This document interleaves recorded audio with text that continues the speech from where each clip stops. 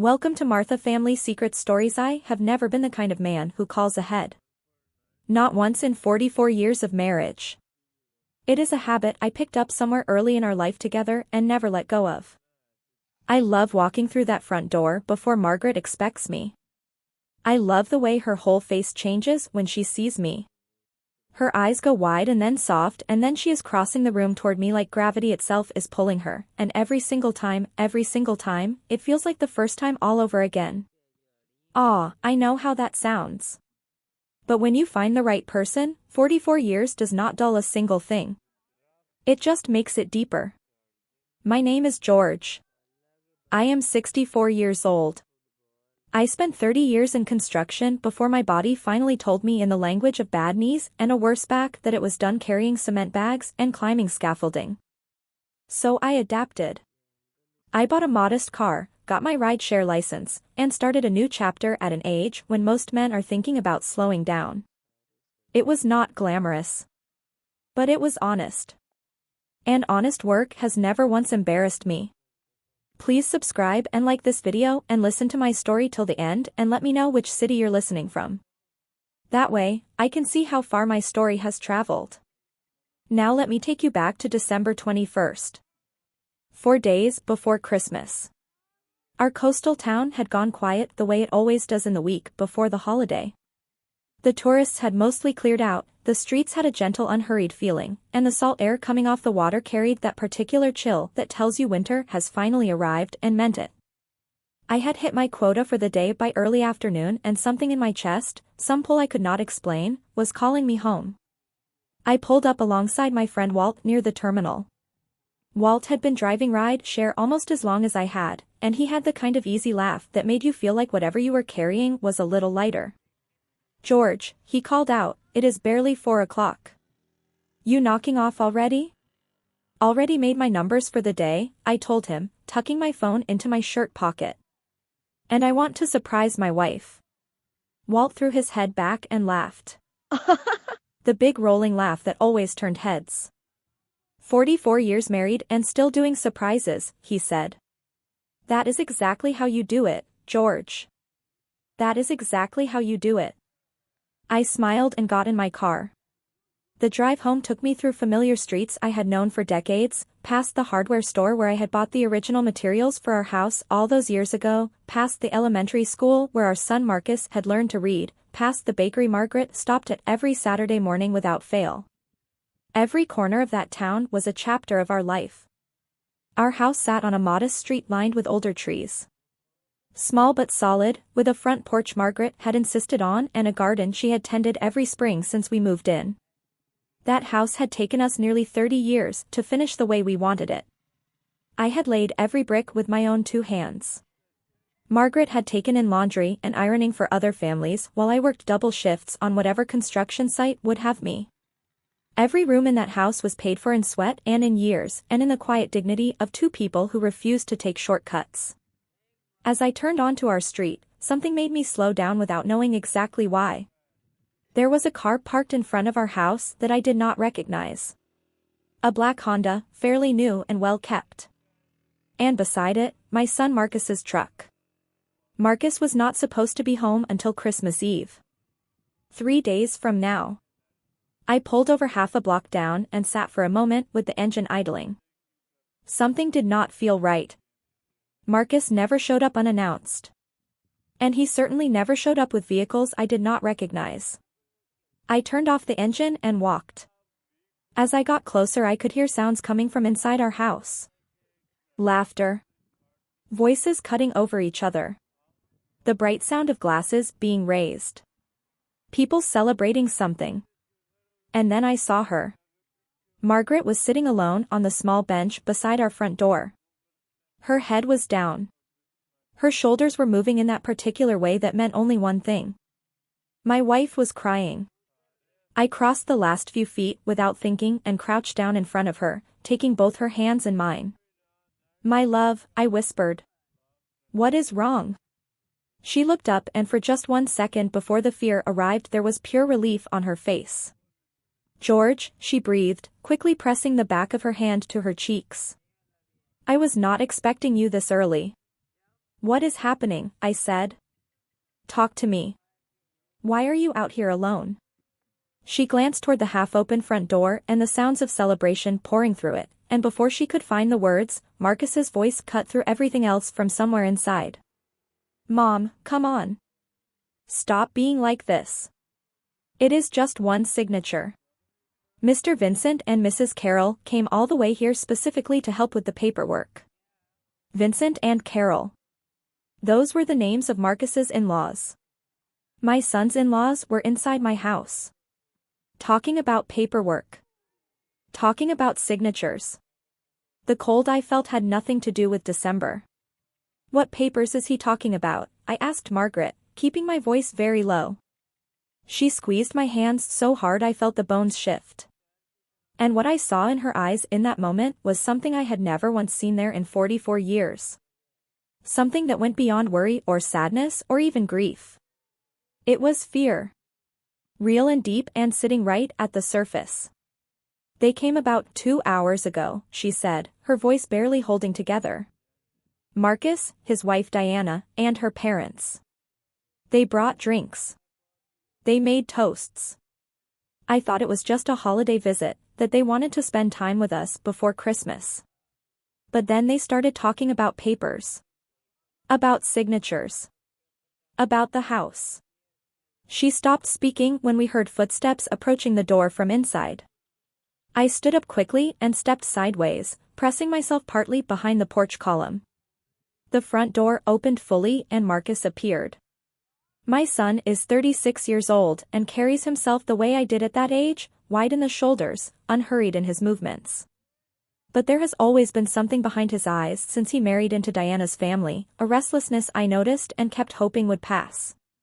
Mom, he said, not yet seeing me, you are making this so much harder than it needs to be. All we need is one signature on the transfer and one on the power of attorney. Once that is done, the house is protected and everyone can relax. It makes no sense leaving it sitting in your names at your age. I stepped out from behind the column. Marcus. He stumbled half a step backward. His face drained of color so fast it was almost difficult to watch. Dad, he said. I did not know you were here. I can see that, I said. How long have I been standing here? He did not answer that. Behind him Diana appeared, wearing the particular smile she always wore when she wanted something, the one that looked warm from a distance and felt calculated up close. George, what a lovely surprise, she said brightly. We were just talking about you actually. And then 2 more figures filled the doorway. Vincent Calloway. A heavy-set man in expensive clothes with a neat gray mustache and the easy authority of someone long accustomed to getting his way. And beside him his wife Carol, thin and decorated with jewelry that seemed almost too heavy for her, blonde hair carefully done, a smile that never quite reached her eyes. George, Vincent said, extending his hand toward me. Good to see you. I did not take it. Marcus, I said, keeping my eyes on my son. I asked you a question. What papers are you asking your mother to sign? He looked at Vincent for just a fraction of a second before answering. That was all I needed to see. Dad, it is nothing to worry about. We are just thinking about the future. At your age, with the driving job, what happens if something goes wrong? If we put the house under proper protection, under our names. Under your names, I said. This house. The one I built with my hands. The one your mother and I paid for with 30 years of work. George, Vincent stepped smoothly forward. I think there may be a small misunderstanding here. We simply want to protect the family's assets. I know a number of influential people who can ensure everything is arranged correctly and legally. Everything here is already arranged correctly and legally, I said. I hold the deed. Every document is current. I do not need outside help managing what belongs to my wife and me. Dad, you are being stubborn, Marcus said, and I noticed then what I should have noticed earlier, the brightness in his eyes and the slight unevenness in how he was holding himself. He had been drinking. You cannot drive forever. What happens to this house when you cannot work anymore? I felt Margaret's hand settle on my arm from behind. A gentle pressure. Steady yourself, George. Please. Your mother and I have been planning our retirement for 20 years, I said. We have savings. I have my pension. This house is paid off completely. We do not need to be rescued from our own property. What happened over the next few minutes was slow and deliberate. Vincent kept talking in that smooth, reasonable voice of his. Carol made soft, agreeable sounds beside him. Diana smiled and filled the silences. And all of it was aimed, like a single quiet instrument, at wearing us down. Nobody is signing anything, I said finally, and this time I let my voice carry all the weight behind it. And I am asking every one of you to leave my property. Right now. Vincent's friendly expression changed. Not dramatically. Just enough to show what had been underneath it the whole time. A look that said he was not used to being told no and did not particularly enjoy the experience. I think you may regret this, George, he said. We were offering something generous. You can take your generosity with you when you leave, I said. There was a frozen moment where nobody moved. Then Vincent gestured toward the door and said they would come back when I was in a more receptive mood. Diana took Marcus by the arm. My son looked at me once more before he was steered toward the door, and what I saw in his face in that moment was a mixture of things I did not want to look at too closely. They went inside to collect their things. I turned to Margaret. Did you sign anything? I asked, taking her face in both my hands. Anything at all? No, she said. But George, they were so insistent. They kept saying it was the safest thing, that without this protection we could lose everything. Her voice broke in two. For a moment I almost believed them. I held her and felt her trembling slowly quiet against my chest. And I made her a promise without saying it out loud, a promise I intended to keep with every year I had left in me. After they left, I went back inside. On the kitchen table, beside the unfinished drinks they had left behind, was a small stack of papers I had not noticed when I came in. I picked them up. They were drafts of a property transfer and a power of attorney, already printed on a notary's official letterhead, already filled in with our names and our address and the address of our house. They had brought these documents with them before they ever knocked on our door. They had printed them somewhere, prepared them, tucked them into a briefcase, driven to our house, poured the drinks, made the toasts, waited for me to be absent, and then slowly worked on my wife for 2 hours. George, Margaret said softly from behind me. Her voice was barely above a whisper. I am scared. The way they spoke to us. Like we were two helpless old people who had already lost the right to decide anything for ourselves. I set the papers down on the table. I looked around our small living room. Every corner of it held something. A memory. A sacrifice. A year of our life pressed into the walls and the floors, and the particular way the afternoon light came through the window Margaret had always loved. Do not be scared, my love, I said. I will not let anyone take what is ours. I promise you that. That night while Margaret slept restlessly beside me I lay in the dark with my eyes wide open. I thought about an old friend named Captain Ray Sandoval who now worked for the city police. And I thought about a young lawyer named Patricia Reeves, who had helped a fellow driver through a situation that had some similarities to this one. I would call them both before the sun came up.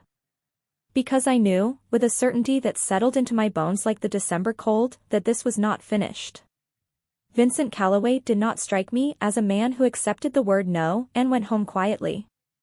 This was the opening move of something longer. And I had no intention of losing.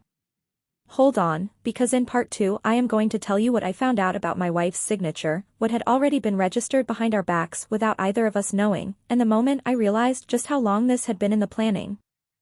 I did not sleep that night. Not really. I lay beside Margaret in the dark and listened to her breathe and replayed every moment of that afternoon over and over until the details were worn smooth from handling. The image that would not leave me was the bench by the front door. Margaret sitting there alone with her shoulders shaking while laughter came through our own walls. That image sat in my chest like a stone. I got up before the sun and made coffee. Sat at our kitchen table with the cup warm between my hands and called Walt. George, he answered, his voice slow with sleep. It is 5 in the morning. What is going on? I need you to cover my rides today, I told him. Something urgent has come up. A short silence. Then, quietly, is everything all right with Margaret? I will explain everything later, I said. I owe you one, Walt.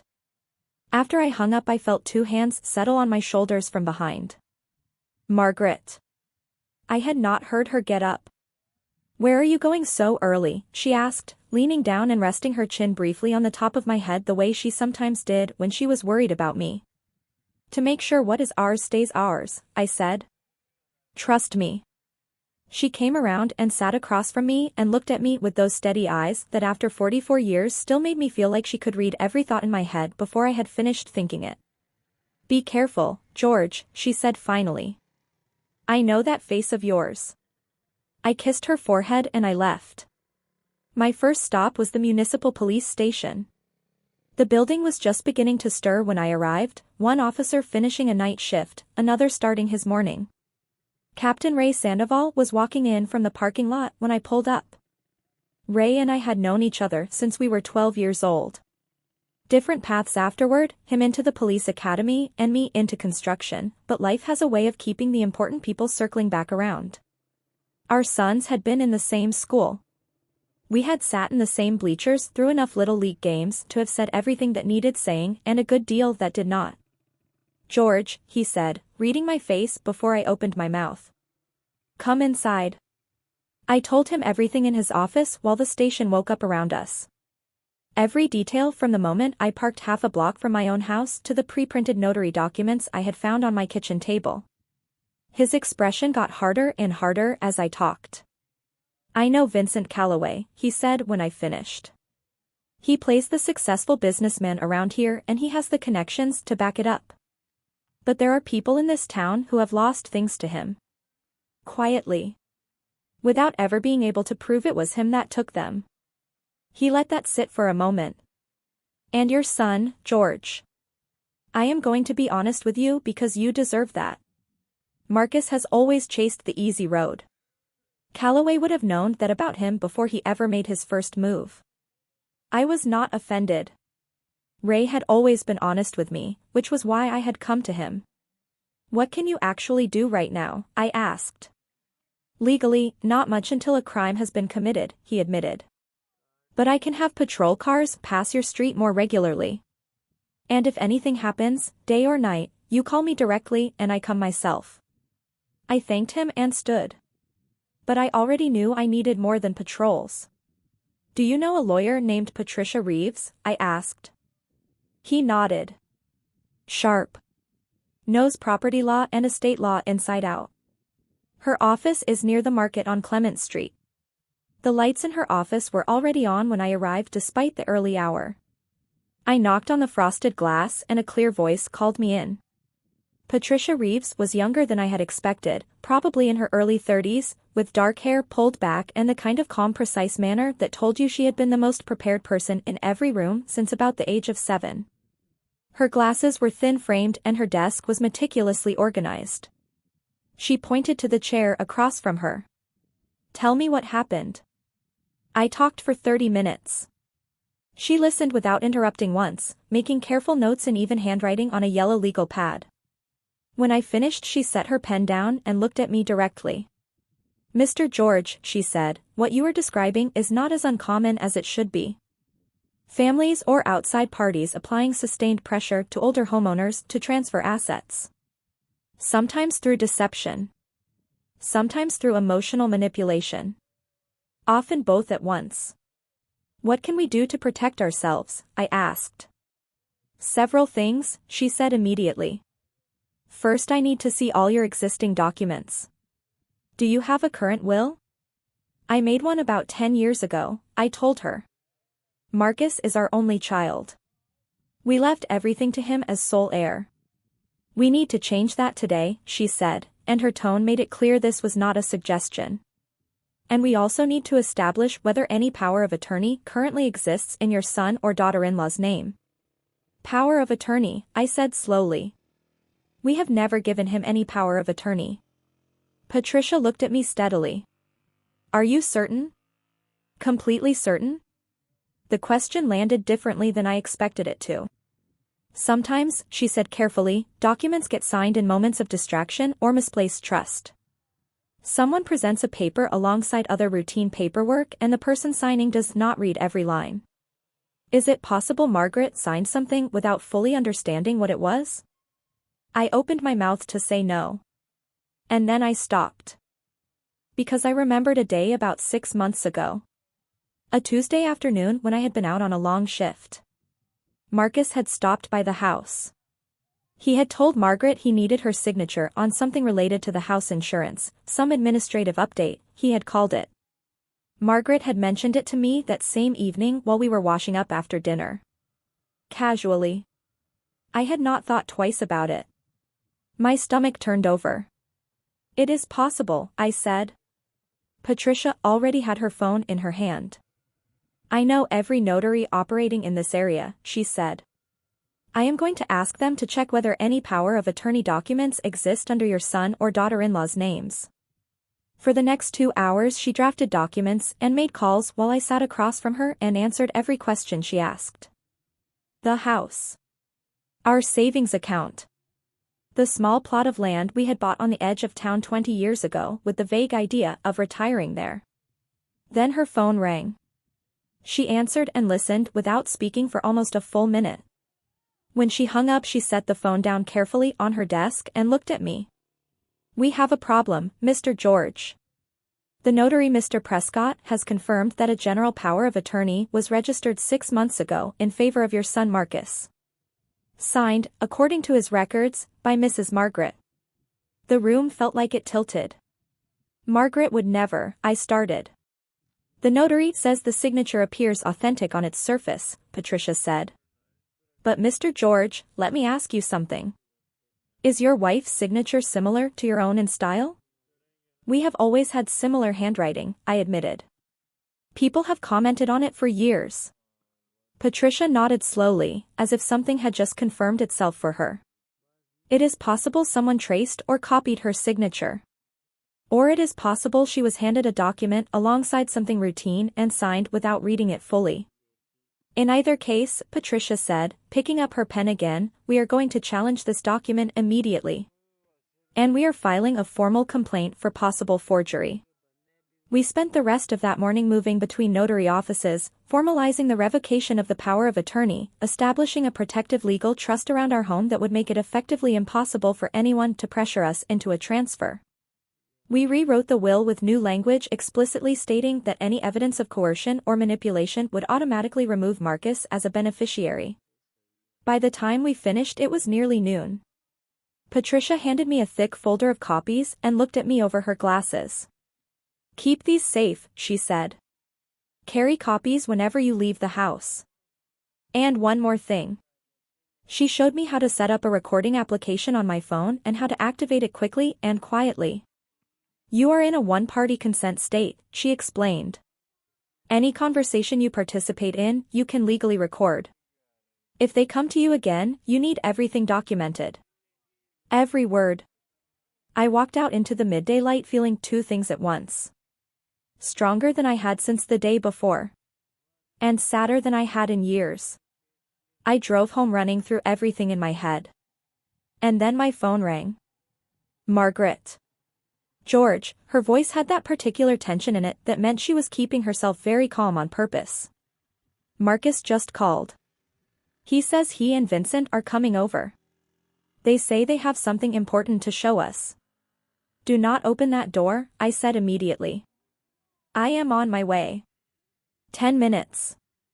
I already told them Mr. Howard is here working on the back lock, she said. I almost smiled in spite of everything. Mr. Howard was our neighborhood locksmith.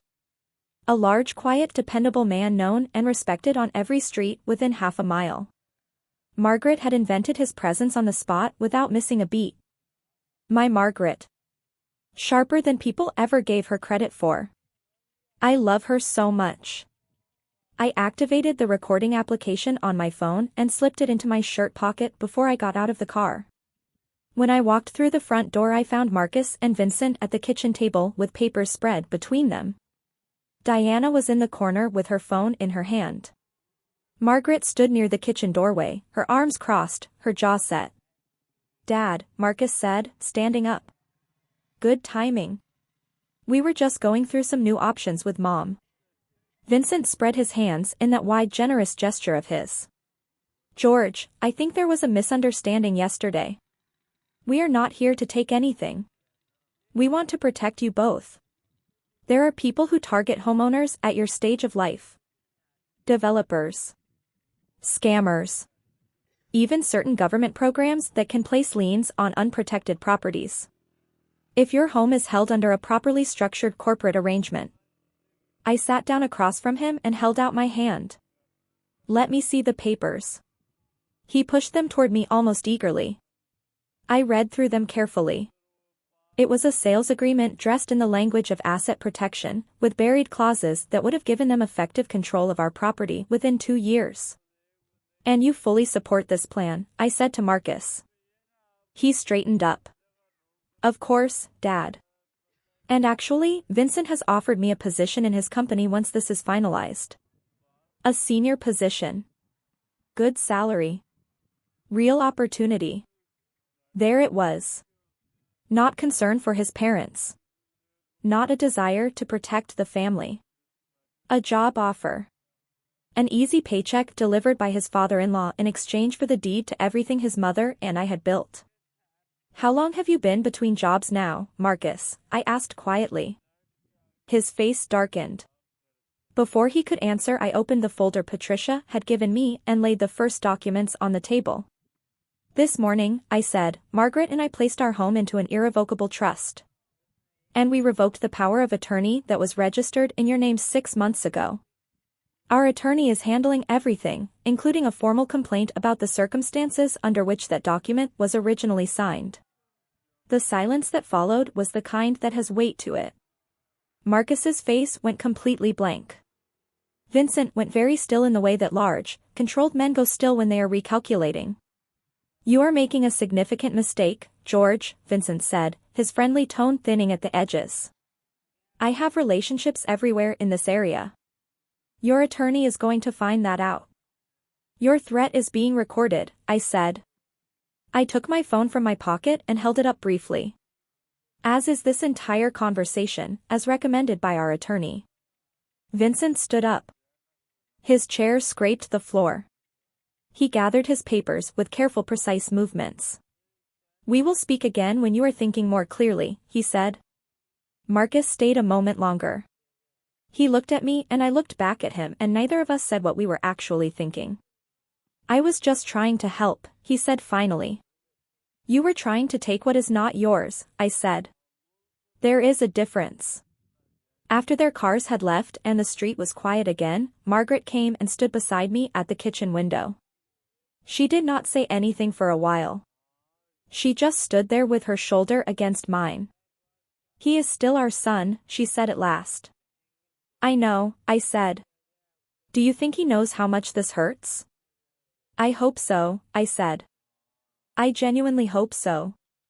That night I called Mr. Howard. The real one. He came over within the hour with his toolbox and a bag that turned out to contain, among other things, 3 small security cameras that connected directly to our phones. One at the front. One at the back. One covering the side gate. He installed all 3 before 10 o'clock and handed us each a new set of keys. "If anyone sets foot on this property," he said quietly while Margaret made coffee, "your phone lights up within 4 seconds. Day or night."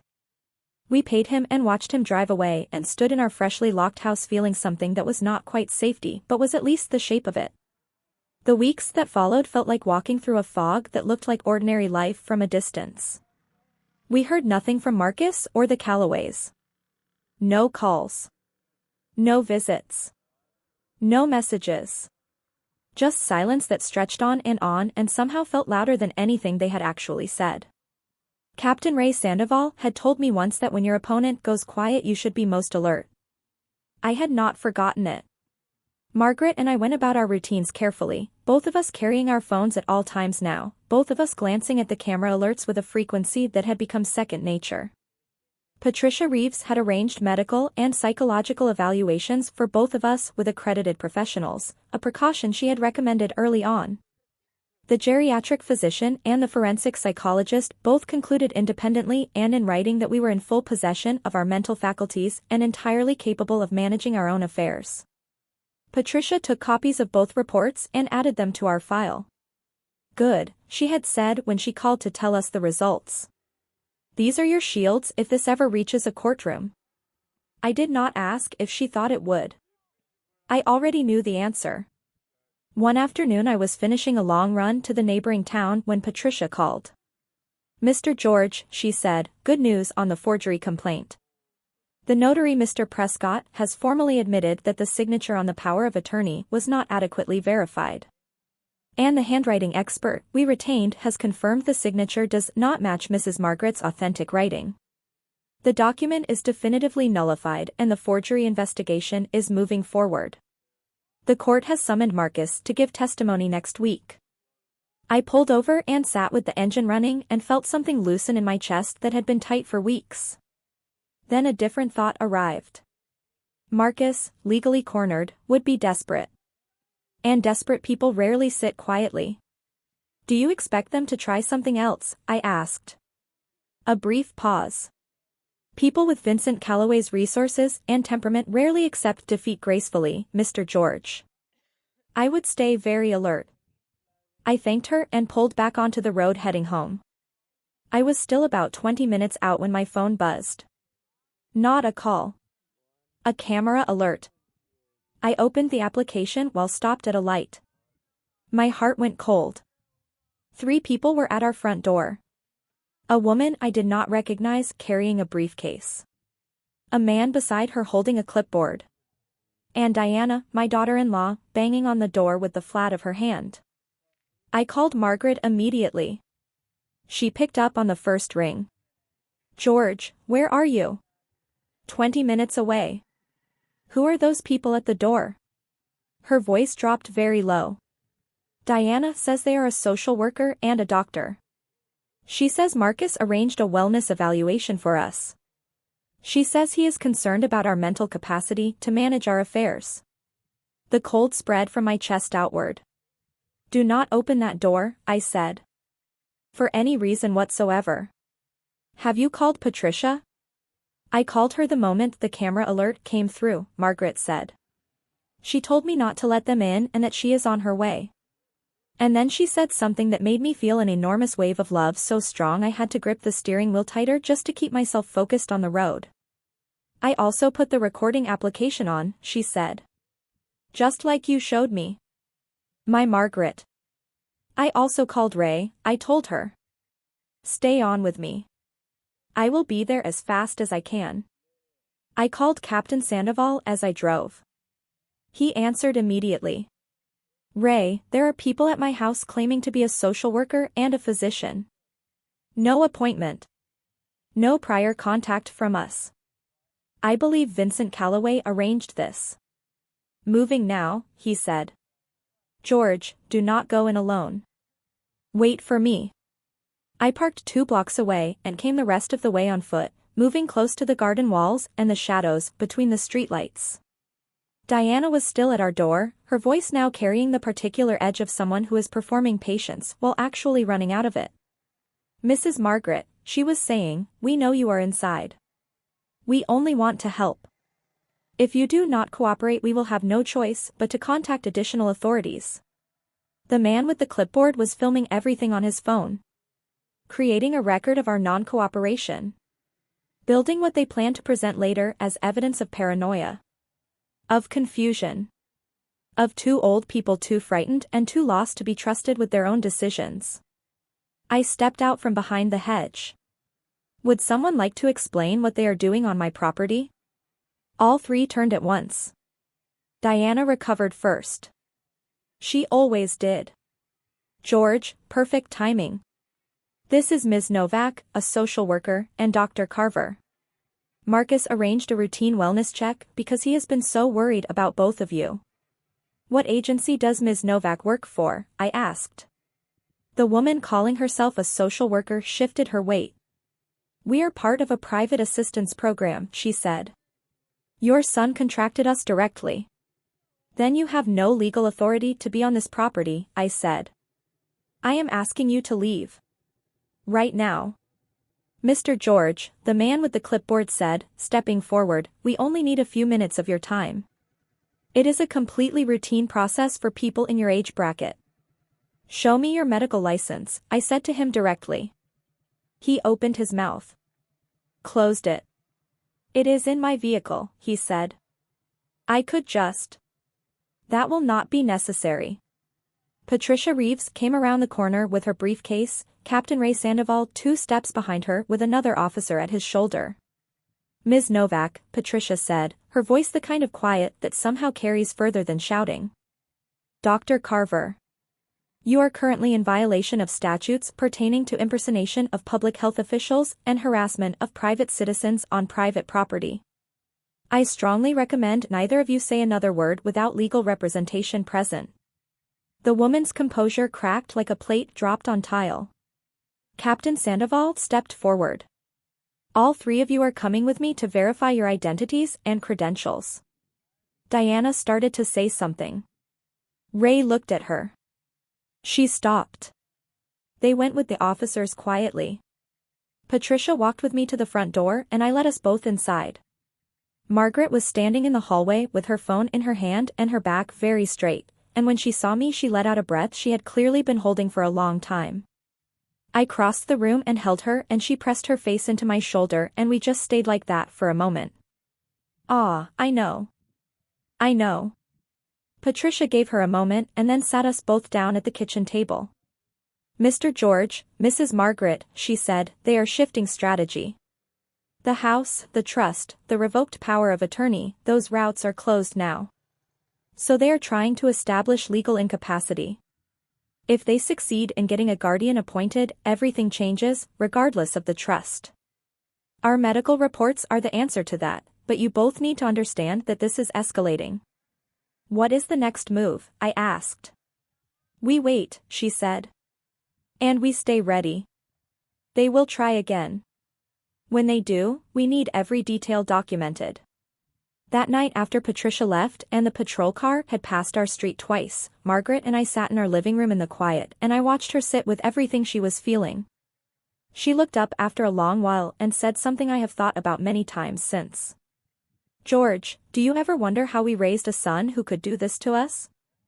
I sat with that question for a long time before answering. I think we raised a good boy, I said finally. I think somewhere along the way he made choices that pulled him away from who that boy was. And I think some of those choices had a great deal of help from Vincent Calloway. Margaret was quiet. Then softly she said, I hope you are right. I hope there is still something of that boy left in there somewhere. I had no answer for that. I could only hold her hand in the dark and hope alongside her. 2 weeks of quiet followed. Careful, watchful quiet.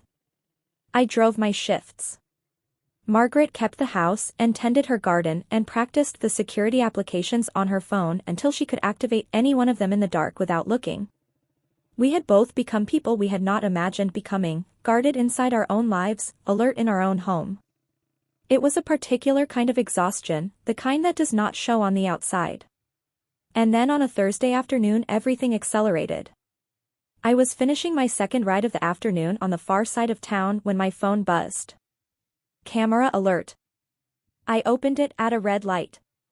Marcus's truck was in front of our house. Beside it a car I did not recognize. And on the camera feed covering the front door I could see 3 people entering. Marcus. Diana. And a third person in a white coat carrying a small black bag. I called Margaret. The phone rang. And rang. And rang. I called again. Nothing. I cancelled my remaining rides and drove toward home, calling Captain Sandoval as I went.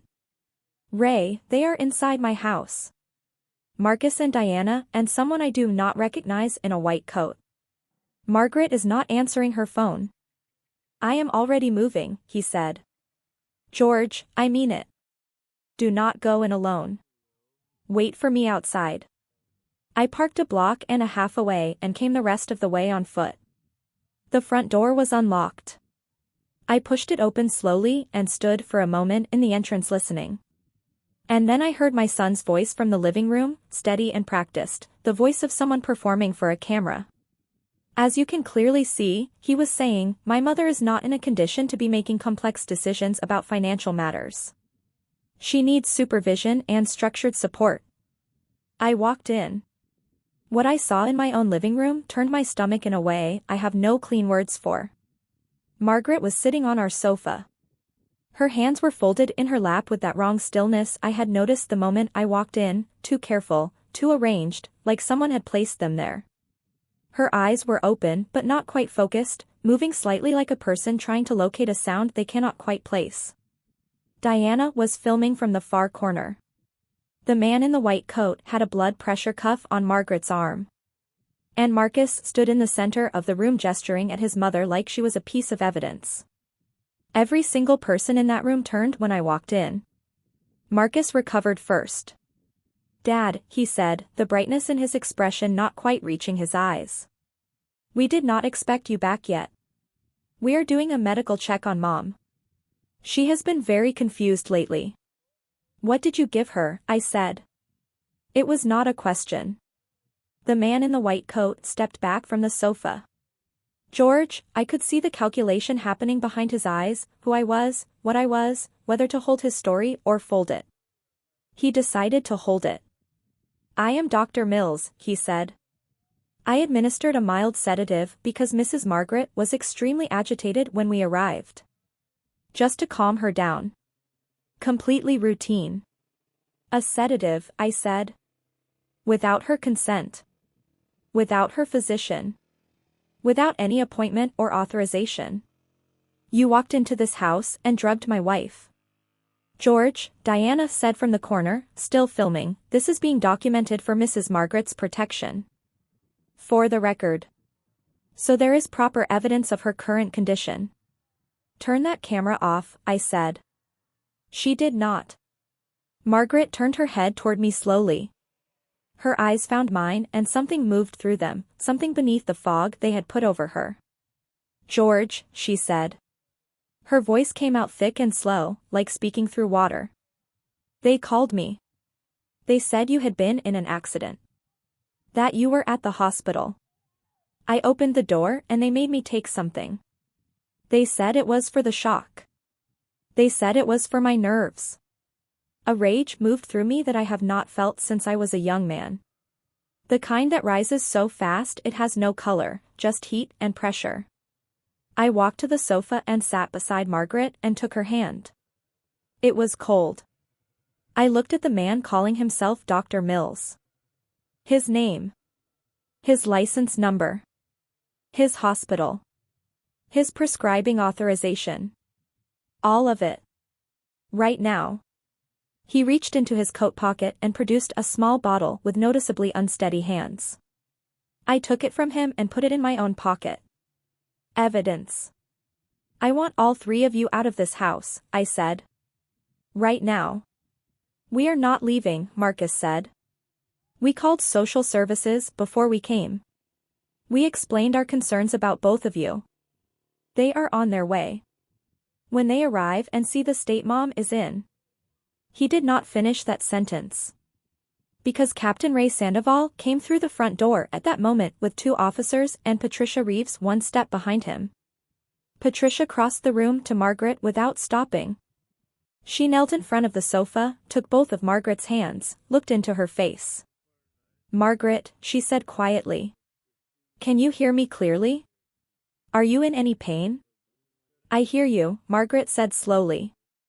"I am just slow. My head feels like it is full of cotton." Patricia stood up and turned to the man in the white coat.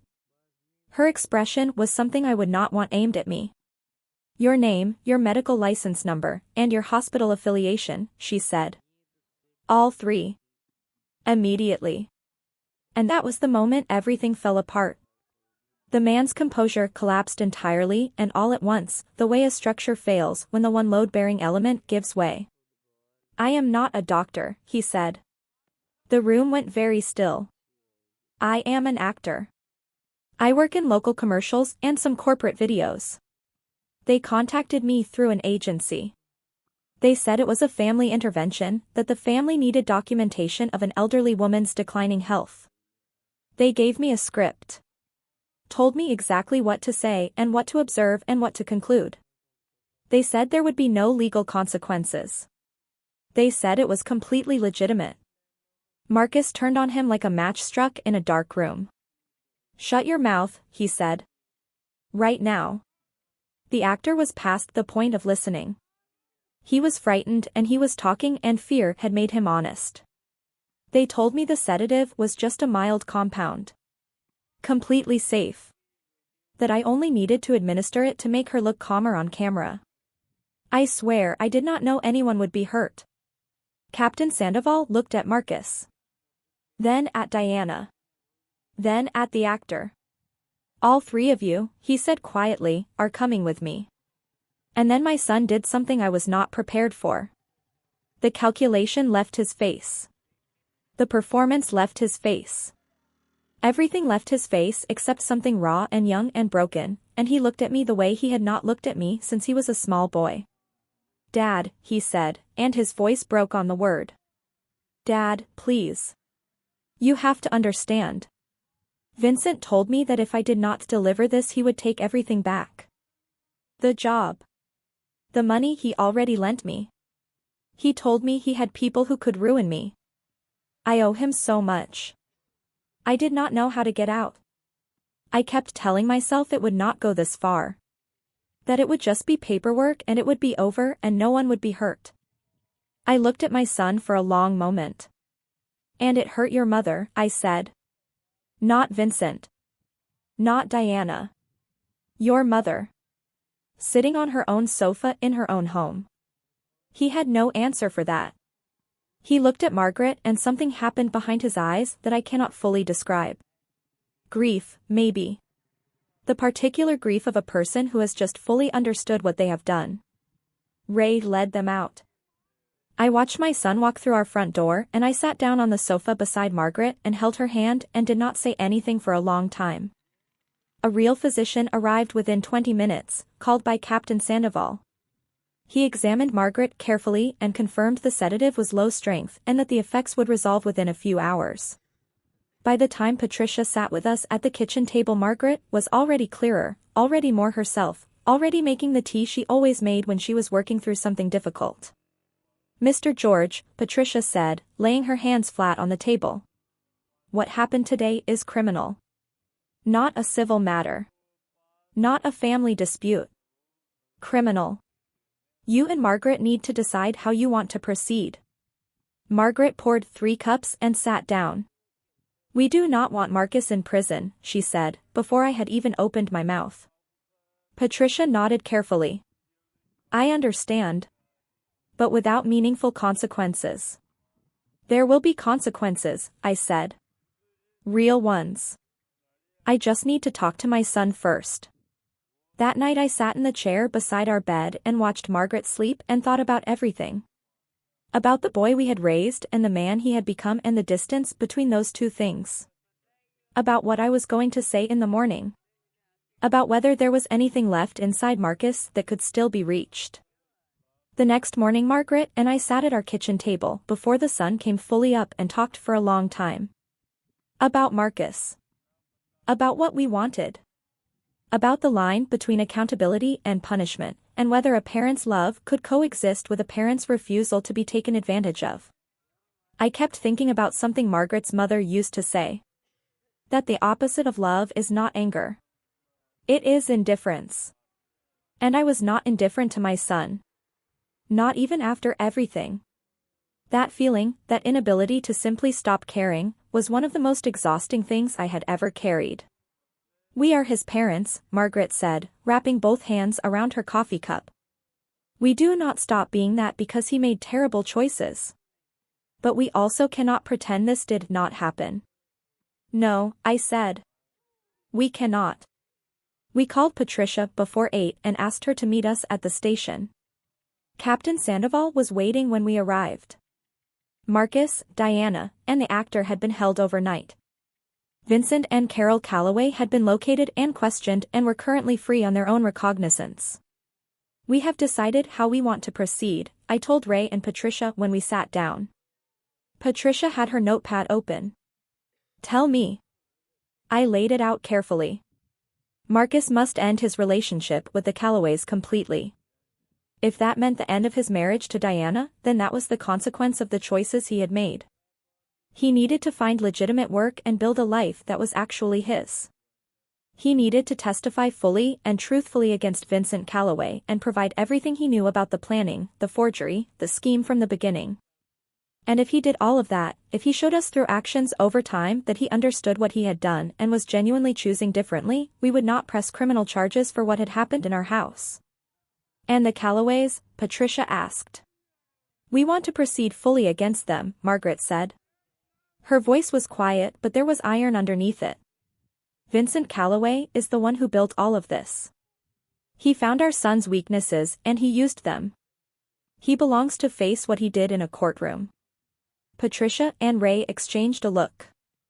Without Marcus's testimony, Ray said, building a strong case against Calloway specifically is going to be difficult. His attorneys will work to create distance between him and everything that happened. He will testify, I said. Let me talk to him.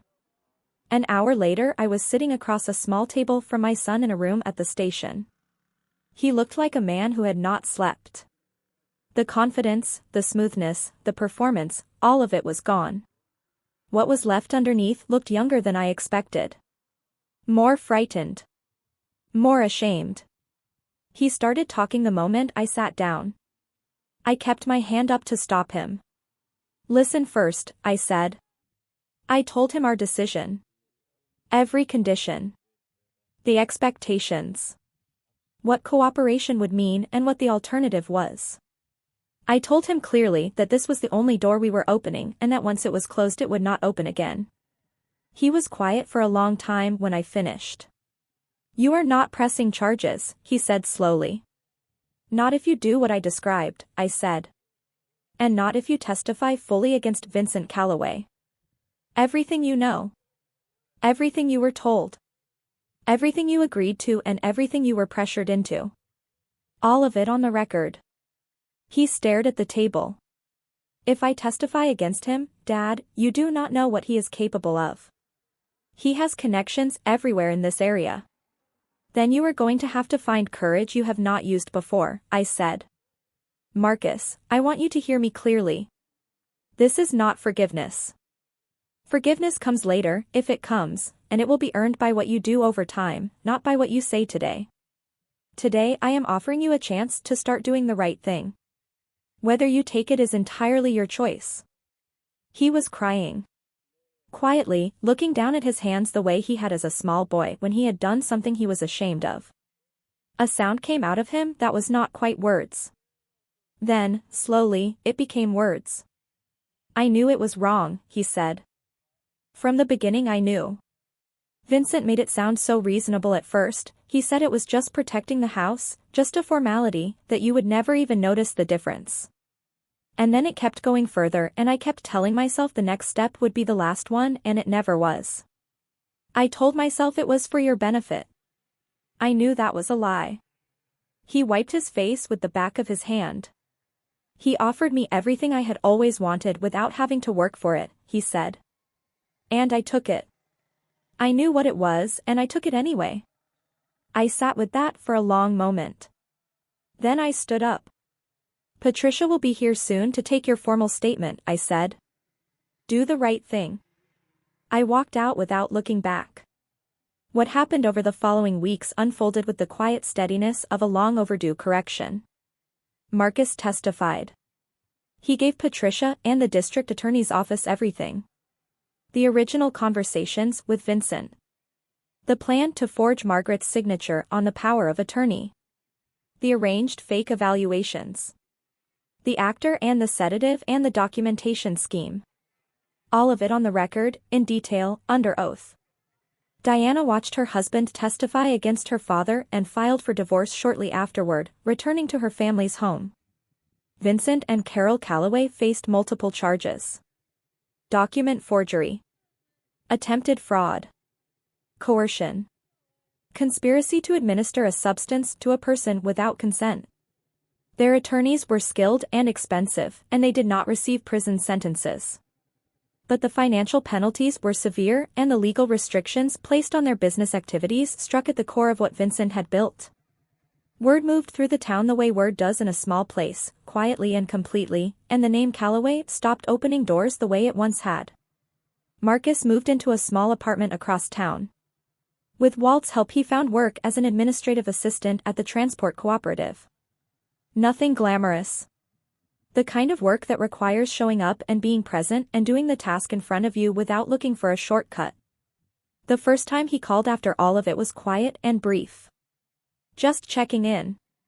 Just asking how we were. He did not ask for forgiveness. He did not explain himself again. He asked about the garden. He asked about my knees. It was a beginning of something. I did not know yet what shape it would take. Have you ever had to hold love and grief and anger all at once and figure out how to keep living around all three of them? Have you ever watched someone you helped raise choose a path that hurt you and had to decide what to do with the love that did not go away even after the hurt arrived? Tell me in the comments. And if you've dealt with something similar, share your story. You're not alone. Subscribe for more stories about standing your ground and reclaiming your life. The months that followed were quieter than anything we had known in a long time. Margaret's garden came back in the spring with the particular fullness that gardens have after a hard winter, like they are making up for something. She stood at the kitchen window one morning looking out at it with her coffee in both hands, and I stood beside her, and neither of us said anything for a while. Then she said, "Do you remember when we poured the foundation for the back extension? The summer Marcus was 4. I remember," I said. "He kept wandering into the wet concrete and you kept fishing him out and he kept going back."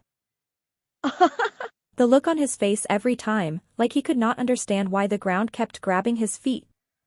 Margaret laughed. Soft and real. A sound I had been waiting to hear without knowing it. "He was so stubborn even then," she said. "He came by that honestly," I told her. She leaned her head against my shoulder. "What happens now?" she said. "With him. With us. We keep going," I said. "One day at a time. We see what he does with the chance he has been given. And in the meantime we live our life." She was quiet for a moment. Then she said, "I want to go back to the Saturday market.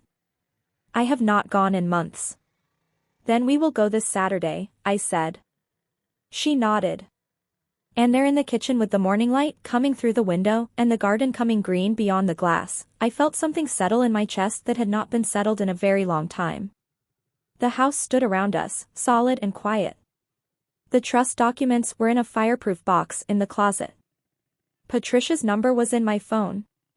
The cameras Mr. Howard had installed still blinked their small steady lights at each corner. But what I felt most in that moment was not the protection of documents or locks or legal structures, as grateful as I was for all of them. What I felt was this.